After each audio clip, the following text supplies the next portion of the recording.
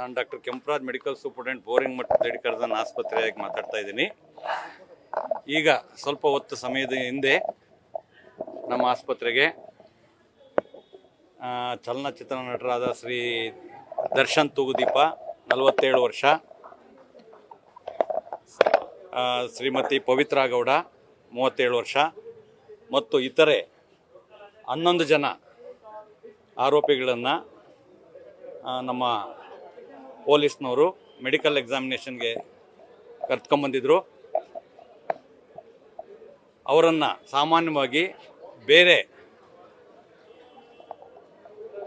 ರೋಗಿಗಳಂತೆ ಆರೋಪಿಗಳಿಗೆ ಏನು ನಾವು ಮೆಡಿಕಲ್ ಎಕ್ಸಾಮಿನೇಷನ್ ಮಾಡ್ತೀವಿ MLC ಕೇಸಸ್ಸಲ್ಲಿ ಕ್ರಮಬದ್ಧವಾಗಿ ಎಲ್ಲ ರೀತಿಯ ಚಿಕಿತ್ಸೆಯನ್ನು ಮಾಡಿದ್ದೀವಿ. ಅವ್ರಿಗೆ ಜನರಲ್ ಮೆಡಿಕಲ್ ಎಕ್ಸಾಮಿನೇಷನ್ ಆಗಿರ್ಬೋದು, BP ಆಗಿರ್ಬೋದು, ಶುಗರು, ECG, ಎಸೆನ್ಷಿಯಲ್ ಇಮ್ಮಿಡಿಯೇಟಾಗಿ ಏನು ಬೇಕದು ಎಸೆನ್ಷಿಯಲ್ ಟೆಸ್ಟ್ನೆಲ್ಲ ನಾವು ಮಾಡಿದ್ದೀವಿ. ದರ್ಶನ್ ಅವರು ತುಂಬ ಆರೋಗ್ಯವಾಗಿದ್ದಾರೆ, ಸ್ಟೇಬಲ್ ಇದ್ದಾರೆ. ಯಾವುದೇ ರೀತಿಯ ಶುಗರ್ ಆಗಲಿ BP ಆಗಲಿ ಏನೂ ಇಲ್ಲ ಅಂತ ನಮಗೆ ತಿಳಿಸಿರ್ತಾರೆ. ಅದೇ ರೀತಿ ಪವಿತ್ರಾ ಗೌಡವ್ರಿಗೂ ಅವ್ರನ್ನೂ ಆರೋಗ್ಯ ಸ್ಥಿತಿ ಸ್ಟೇಬಲ್ ಇದೆ. ಯಾವುದೇ ಅವ್ರಿಗೆ ರೋಗಗಳ ಬಗ್ಗೆ ಅವರು ನಮಗೆ ಏನು ಇನ್ಫಾರ್ಮೇಷನ್ ಕೊಟ್ಟಿಲ್ಲ.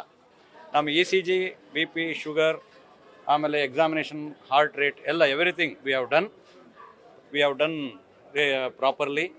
ನಮ್ಮ ಕೊಲೀಗ್ಸ್ ಆಗಿರ್ತಕ್ಕಂಥ physicians, surgeons, radiologist, echo technician, ECG technicians everybody and all our supportive staff ಎಲ್ಲರೂ ಅವ್ರನ್ನ ಭಾಳ ನೀಟಾಗಿ ಪರೀಕ್ಷೆ ಮಾಡಿದ್ದೀವಿ. ಯಾರೊಬ್ಬರಿಗೂ ತೀವ್ರಕರವಾದ ಕಾಯಿಲೆಗಳಾಗಲಿ ಯಾವುದೇ ರೀತಿ ಇಲ್ಲ. ಅವರ ಆರೋಗ್ಯ ಸ್ಥಿತಿ ಎಲ್ಲರದ್ದು ಸುಮಾರು 13 ಜನದ್ದು ಆರೋಗ್ಯ ಸ್ಥಿತಿ ಸ್ಥಿರವಾಗಿರುತ್ತೆ ಅಂತ ಹೇಳೋದಕ್ಕೆ ಬಯಸ್ತೀನಿ. ಅವರು ನಾವು ಏನು ಕೇಳಿದ್ರಿ, ಅವರು ಮೆಡಿಕಲ್ ಎಕ್ಸಾಮಿನೇಷನ್ಗೆ ತುಂಬ ಚೆನ್ನಾಗಿ ಸ್ಪಂದಿಸಿದ್ದಾರೆ.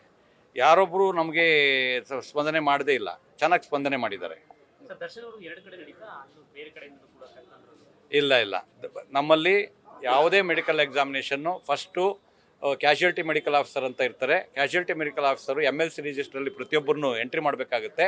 ಆ ನಂತರ ಅವ್ರಿಗೆ ಯಾವ ಆರೋಗ್ಯಕ್ಕೆ ಯಾವ್ದು ಸಂಬಂಧಪಟ್ಟ ಕಾಯಿಲೆ ಇದೆಯೋ ಅದರ ಪ್ರಕಾರ ಫಿಸಿಷಿಯನ್ನು, ಸರ್ಜನ್ನು ಪ್ರತಿಯೊಬ್ಬರನ್ನು ಪರೀಕ್ಷೆ ಮಾಡಬೇಕಾಗ್ತದೆ. ಅದರಂತೆ ಎಲ್ಲರೂ ಪರೀಕ್ಷೆ ಮಾಡಿದ್ದಾರೆ. ಅವರ ಆರೋಗ್ಯ ಸ್ಥಿತಿ ಸ್ಥಿರವಾಗಿದೆ. ನಮ್ಮದೇ ಆದಂಥ ಕಟ್ಟಡಕ್ಕೆ ಕರ್ಕೊಂಡೋಗಿರೋದು ನನಗೆ ಗೊತ್ತಿಲ್ಲ. ಮೋಸ್ಟ್ಲಿ ಬೈ ರೂಟ್ ಮಿಸ್ ಆಗಿರ್ಬೋದು, ಅಥವಾ ಈ ಕ್ರೌಡು ಇದರಿಂದ ತಗೊಂಡೋಗಿರ್ಬೋದು. ಅಲ್ಲಮ್ಮ ಅದು ನನಗೆ ಗೊತ್ತಿಲ್ಲ. ನಾನು ಆಸ್ಪತ್ರೆಯಲ್ಲಿ ಒಳಗಡೆ ಬ್ಯುಸಿ ಇದ್ದಿದ್ದರಿಂದ ಅವ್ರು ಯಾವ ರೀತಿ ಬಂದರು ಅನ್ನೋದ್ರ ಬಗ್ಗೆ ನನಗೆ ಮಾಹಿತಿ ಇಲ್ಲ. ನಮಗೆ ಆಸ್ಪತ್ರೆಯಲ್ಲಿ ಒಳಗಡೆ ಬಂದರೆ ನಾವು ಪರೀಕ್ಷೆ ಮಾಡಿದ್ದೀವಿ. Thank you.